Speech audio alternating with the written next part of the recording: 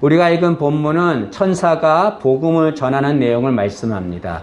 한 천사가 공중을 날아가면서 땅에 있는 모든 백성에게 메시지를 전합니다.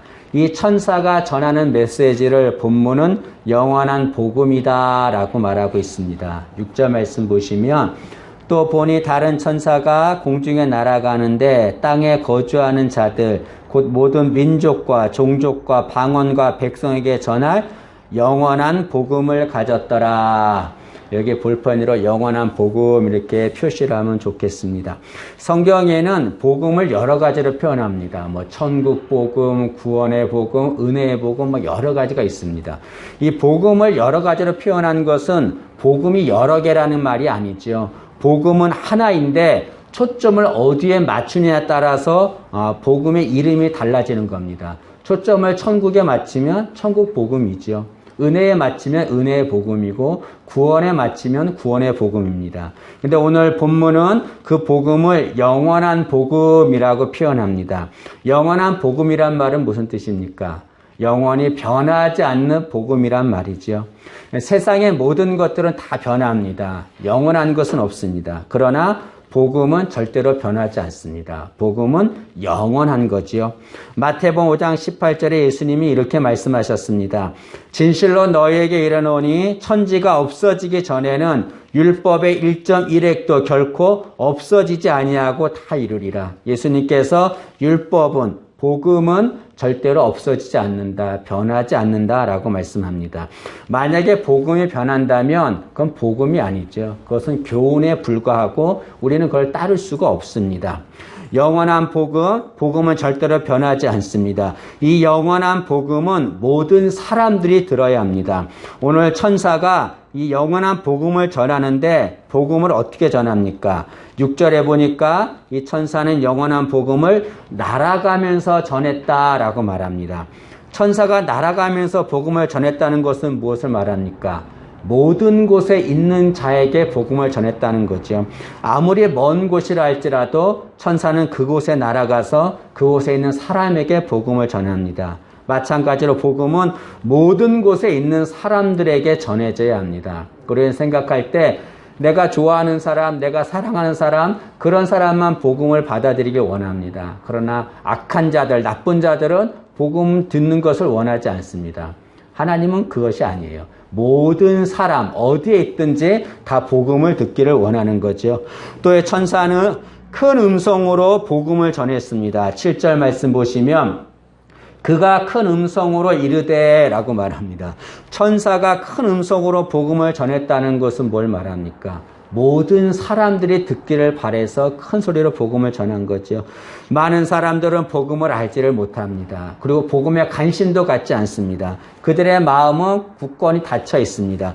그런 자들이 모두 들을 수 있게 하려면 큰 소리로 복음을 외쳐야 되는 거죠. 천사는 모든 사람들이 이 복음을 듣기 위해서 큰 소리로 외쳤습니다. 우리도 이 복음을 모든 사람들이 들을 수 있도록 크게 전하는 자가 되어야 될 줄로 믿습니다.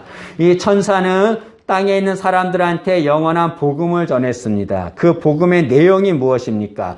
두 가지입니다. 첫째는 영원한 복음은 하나님을 두려워하는 것이다 라고 말합니다. 7절 말씀 보시면 그가 큰 음성으로 이르되 하나님을 두려워하며 그에게 영광을 돌리라 라고 말합니다. 천사는 하나님을 두려워하라. 그것이 영원한 복음이다 라고 말하죠. 여기 하나님을 두려워한다는 것은 공포감을 갖고 무서워한다는 말이 아닙니다. 이것은 하나님이 너무나 존경스러워서 존경하는 마음에서 나오는 경건한 두려움을 말하는 거죠. 우리는 하나님을 두려워해야 합니다. 그러나 많은 사람들은 하나님을 두려워하지 않습니다. 오히려 하나님을 무시해요. 그리고 조롱합니다. 그런데 놀라운 것은 불신자들, 하나님을 알지 못하는 자들은 하나님을 모르기 때문에 하나님을 무시하거나 조롱할 수 있습니다. 그런데 하나님을 믿는 자들 중에서도 하나님을 무시하고 조롱하는 이들이 있습니다. 이걸 참 이해할 수가 없습니다. 여러분, 하나님을 무시하고 조롱하면 하나님도 그를 경멸하신다라고 말합니다. 사무엘상 2장 30절에 나를 존중히 여기는 자를 내가 존중히 여기고 나를 멸시하는 자를 내가 경멸하리라 라고 말씀하고 있습니다. 우리의 신앙을 점검해야 합니다. 나는 하나님을 존중하는 자인가? 나는 하나님을 멸시하는 자인가? 우리의 신앙을 점검해야 되죠. 우리는 하나님을 두려워해야 합니다. 왜 하나님을 두려워해야 합니까? 하나님이 지존하신 분이기 때문에 그렇습니다. 그런데 많은 사람들은 하나님을 두려워하지 않습니다. 그 이유가 무엇입니까? 그건 타락했기 때문에 그런 거죠. 인간이 타락하면 타락한 징조 중에 하나가 무엇이냐면 하나님에 대한 두려움이 없다는 겁니다.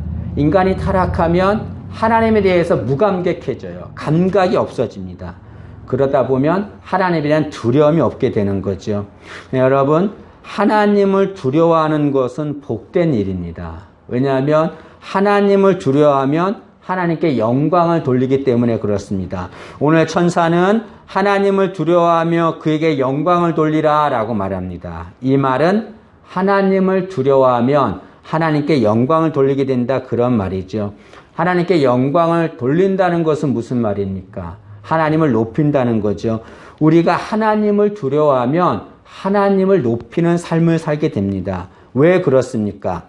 여러분, 하나님을 두려워하면 하나님에서 민감하게 됩니다. 민감해져요. 영적으로 민감해집니다. 그러다 보면 하나님이 무엇을 원하시는지에 관심을 갖게 돼요.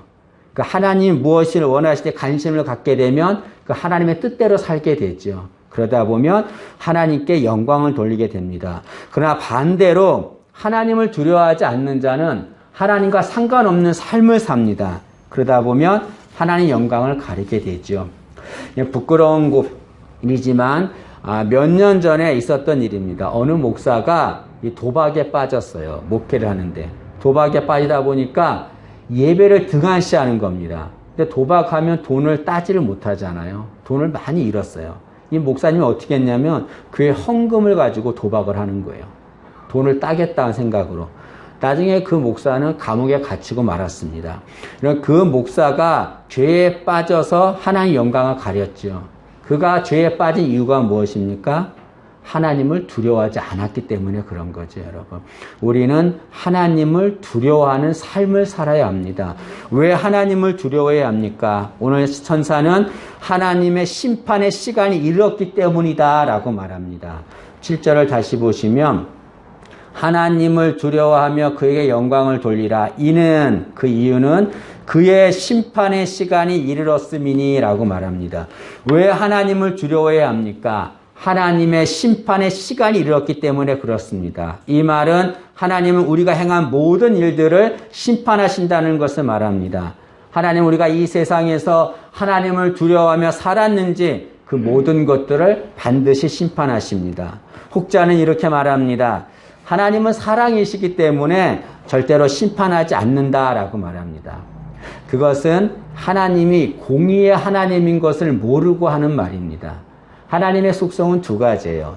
하나님의 사랑의 하나님과 공의의 하나님이 있습니다. 사랑의 하나님은 모든 죄를 다 용서하세요. 공의의 하나님은 죄 지은 것에 반드시 심판하십니다. 하나님은 공의의 하나님이시기 때문에 이 세상에서 우리가 행한 것을 반드시 심판하시죠. 또 혹자는 이렇게 말합니다. 여기 하나님의 심판이 이르렀다 한 말이 2000년 전에 한 말인데 지금까지 2000년이 지나도록 하나님이 심판하지 않았습니다. 때문에 하나님의 심판은 없습니다. 앞으로도 없을 겁니다. 라고 말한 이들이 있습니다. 네, 여러분, 하나님이 지금까지 심판하지 않은 것은 심판이 없어서가 아니라 심판을 보류하신 거죠. 왜 보류하셨겠습니까? 한 사람이라도 회개하고 하나님께 돌아오기를 원하셔서 하나님은 지금도 인내하면서 심판을 보류하고 계시는 겁니다. 하나님의 심판은 반드시 있는 거죠.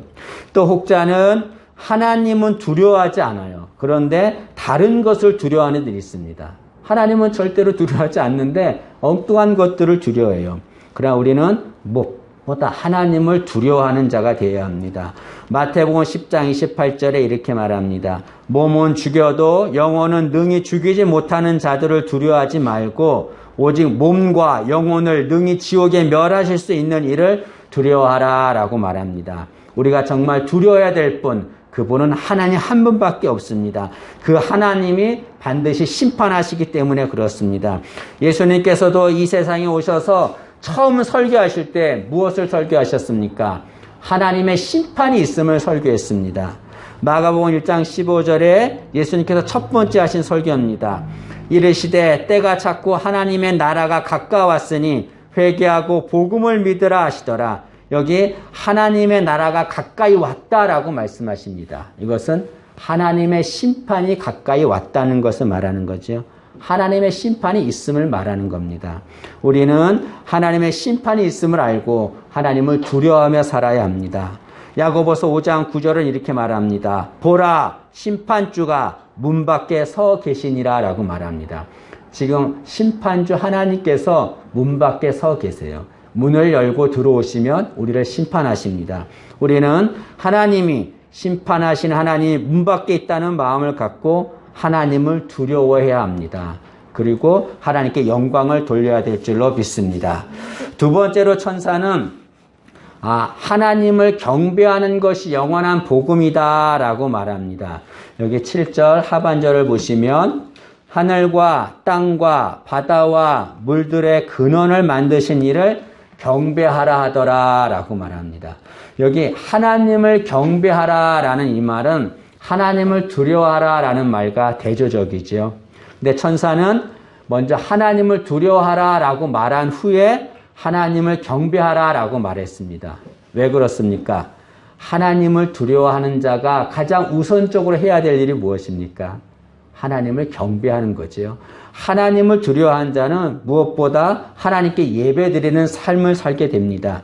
하나님께 예배드리는 것은 곧 영원한 복음입니다. 그럼에도 많은 사람들은 하나님께 예배드리는 것을 중요하게 여기지 않습니다. 심지어는 예배드리는 것을 귀찮게 여겨요. 어떤 분은 이렇게 말합니다. 내가 예배 드려준다라고 말해요. 적선하듯이 그렇게 얘기합니다. 하나님이 그 예배 받으실까요? 여러분, 우리는 왜 예배를 드려야 합니까? 하나님께 예배 드리는 것은 영광스러운 일이기 때문에 그렇습니다. 하나님은 영광스러우신 분입니다. 그 영광스러운 하나님께 예배 드리는 것은 무척 영광스러운 일이지요. 이사야서에 보면 이사야 선지자가 하나 환상을 봅니다. 그 환상이 뭐냐면 이 하나님의 보좌가 있는데요. 하나님이 그 보좌에 앉아 계시는 겁니다. 근데 천사들이 있었는데 그 천사들이 하나님의 보좌에 앉으시자 자신들의 날개로 얼굴과 발을 가립니다. 왜 하나님 앞에 나왔는데 얼굴과 발을 가릴까요? 그분이 너무나 영광스러워서 도저히 그분을 볼 수가 없는 겁니다. 하나님이 너무나 영광스러워서 그 하나님 앞에 설 수가 없는 거예요. 그토록 하나님은 영광스러운 분입니다. 그 영광스러운 하나님, 그 하나님께 예배드리는 것 얼마나 영광스러운 일입니까? 그 하나님은 어떤 분이시기에 영광스러운 분입니까? 그 하나님은 이 세상 모든 것을 창조하신 분이기 때문에 영광스러운 분입니다. 오늘 7절 하반절에 이렇게 나오잖아요. 하늘과 땅과 바다와 물들의 근원을 만드시니 라고 말합니다. 하나님은 이 세상 모든 것들을 창조하신 분이십니다. 우리에게 있는 모든 것들 다 하나님이 창조해서 주신 것입니다. 우리에게 있는 가정, 건강, 직장, 교회 이런 모든 것들 다 하나님이 주신 거죠. 하나님께서 다 거저 주신 것입니다. 더군다나 우리는 어떤 자들입니까? 하나님의 형상으로 창조된 자들입니다. 하나님이 우리를 어떻게 창조하셨습니까? 하나님의 형상으로 귀하게 창조했습니다. 그렇게 하나님은 우리에게 창조를 주신 분입니다. 하나님의 창조하셨다는 것은 뭘 말합니까? 우리를 보호하고 지켜주신다는 것을 말하지요. 하나님은 당신이 창조하신 것을 그냥 두지 않습니다.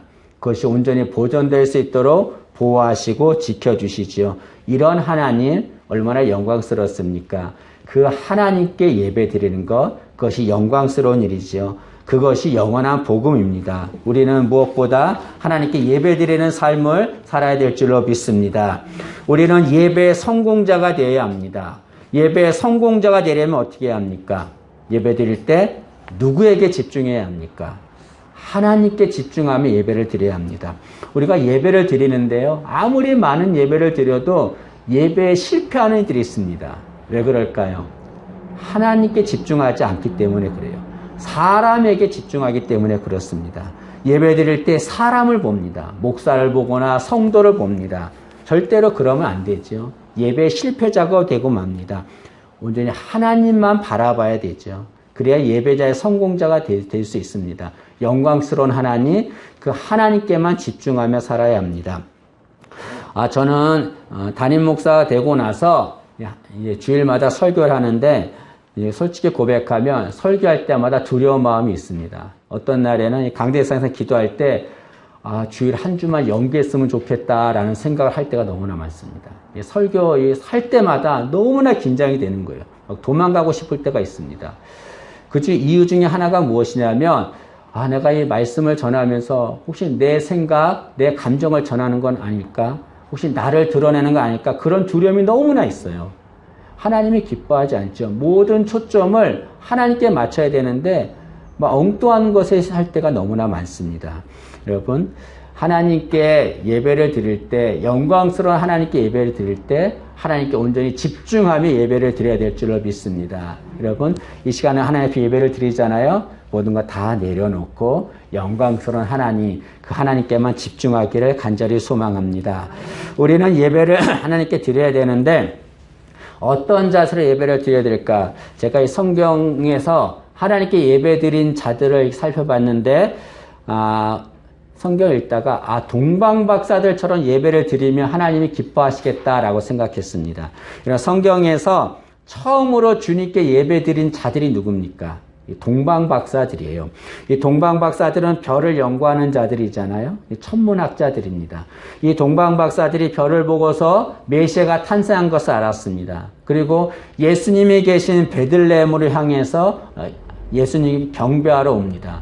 여러분, 동방박사들이 있는 곳이 어디냐면 바벨론으로 추정됩니다. 바벨론에서 예루살렘까지는 짧은 거리가 아니에요. 꽤 먼 거리입니다. 어느 학자는 이 바벨론에서 예루살렘까지 오려면 한 2년 정도 걸린다고 합니다. 그러면 2년 동안에 이 동방박사들은 예수님께 경배하기 위해서 온 겁니다. 그 오랜 세월 동안에 절대로 마음이 변하지 않았습니다. 흔들리지 않고 오로지 영광스러운 예수님, 그분께만 예배 드리기 위해서 예수님께 온 거죠. 예수를 만난 그 동방박사들은 어떻게 했습니까? 성경에 보니까 크게 기뻐하고 기뻐했다라고 말합니다. 너무나 기쁜 거예요. 그리고 자신들의 가장 귀한 예물을 예수님께 바쳤습니다. 여러분, 이런 마음으로 우리가 하나님 앞에 예배 드려야 될 줄로 믿습니다. 우리는 코로나19로 인해서 많은 예배가 위축되고 있습니다. 참 마음이 아픕니다. 근데 문제는 뭐냐면 이 코로나19가 끝나고 나서도 과연 예배가 제대로 회복될 수 있을까라고 하는 염려가 있습니다. 너무나 예배를 아무렇게 드리는 것이 익숙해져 있어요. 코로나19라고 하는 명목으로 그냥 아무렇게나 예배를 드리는 것 같아요. 하나님을 조롱하고 무시하는 겁니다. 하나님은 그렇게 우리에게 조롱당할 분이 아니에요. 정말 영광스럽고 존귀하신 분입니다. 우리가 정말로 마음을 다해서 하나님께 예배를 드려야 될 줄로 믿습니다. 이 천사는 영원한 복음을 전했는데 어디에서 전했냐면 공중에서 전했다라고 말합니다. 6절을 다시 보시면 또 보니 다른 천사가 공중에서 날아가는데 공중에서 천사가 영원한 복음을 전했습니다. 여러분, 공중은 성경에서 말하는 공중은 사탄의 영역입니다. 에베소서에 보면 사탄은 공중 권세를 잡은 자라고 말합니다. 이것은 공중은 사탄의 영역임을 말합니다. 여러분, 사탄은 어떤 자입니까? 사탄은 절대로 하나님을 두려워하지 않습니다. 하나님을 두려워하지 않을 뿐 아니라 오히려 하나님을 대적하는 자입니다. 또 사탄은 하나님을 경배하지 않습니다. 하나님을 경배하지 않을 뿐 아니라 오히려 예수님께 자신을 경배하라고 하면서 예수님은 시험한 자입니다. 악한 자지요. 이런 사탄이 인간들에게 잘못된 것을 가르칩니다. 이 사탄의 가르침을 받으면 어떻게 됩니까? 하나님을 두려워하지 않게 됩니다. 하나님께 경배하지 않게 되는 거죠.